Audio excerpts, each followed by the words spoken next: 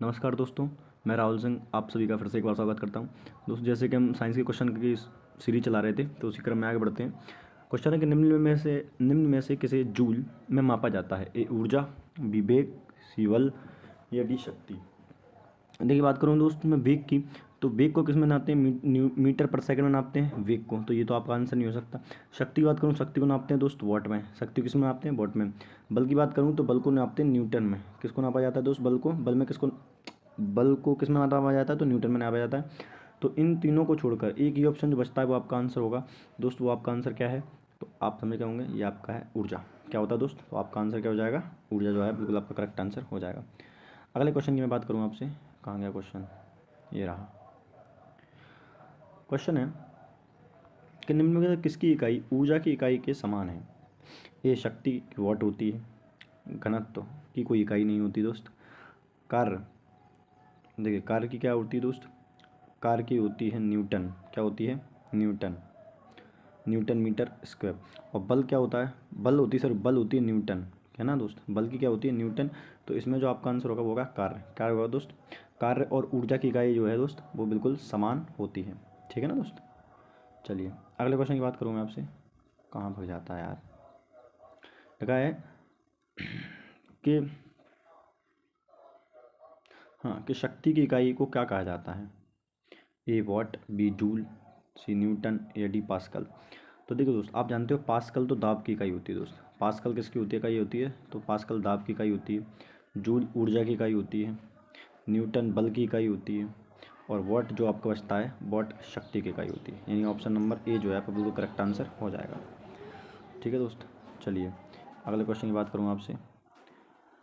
अगला क्वेश्चन है कि निम्नलिखित में किसकी किसकी कोई इकाई नहीं है? ए घनत्व, बी सापेक्षिक घनत्व, सी विस्थापन या डी दाब। देखिए दोस्त, बात करूं तो दाब की अपनी पास्कल होती है। विस्थापन की भी न्यूटन मीटर स्क्वायर में नापी जा सकती है ना। सापेक्ष और घनत्व की भी एक इकाई होती है। एक एरिया होता है और उसमें उस एरिया के अंदर जो लगता है न्यूटन को, जो एरिया होता है उस पर जो बल लगता है उसे बोल सकते हैं घनत्व। वहाँ पर उसकी इकाई को नापा जा सकता है। लेकिन जो आपका सापेक्षिक घनत्व है, कौन सा घनत्व दोस्त? सापेक्षिक घनत्व। तो सापेक्षिक घनत्व की कोई इकाई नहीं होती। तो ऑप्शन नंबर आपका डी बिल्कुल करेक्ट आंसर हो जाएगा। अगला क्वेश्चन कि एम्पियर सेकंड किसकी इकाई होती है? ए आवेश, बी शक्ति, वोल्टेज या डी ऊर्जा। देखिए दोस्त, वोल्टेज की नहीं होती, ऊर्जा की अपन बात कर चुके हैं। ऊर्जा की क्या होती है? तो ऊर्जा की इकाई आप जानते ही हैं क्या होती है दोस्त, अभी बताई थी मैंने आपको, है ना। अगली शक्ति की इकाई क्या है? शक्ति की अभी अपन बात कर चुके हैं, तो ये भी तो नहीं है, क्योंकि अभी इन चीज़ों पर हमने बात ही नहीं की है। तो सब जिस पर बात नहीं की है वो क्या है? वो है आपका आवेश। क्या है दोस्त? आवेश। तो इसमें जो आपका आंसर होगा वो क्या होगा? आवेश। अगले क्वेश्चन की बात करूँ मैं आपसे। गैलन,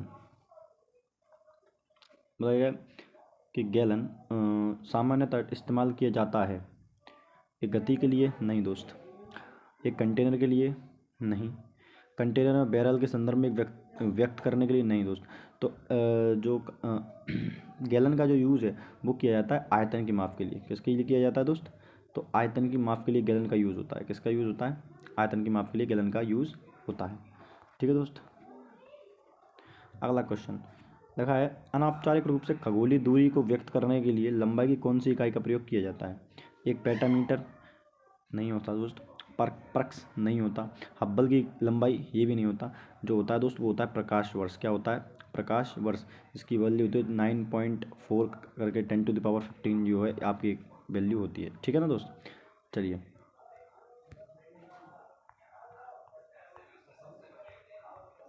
अगला क्वेश्चन की मैं बात करूँ आपसे। लिखा है रेसिस्टेंस।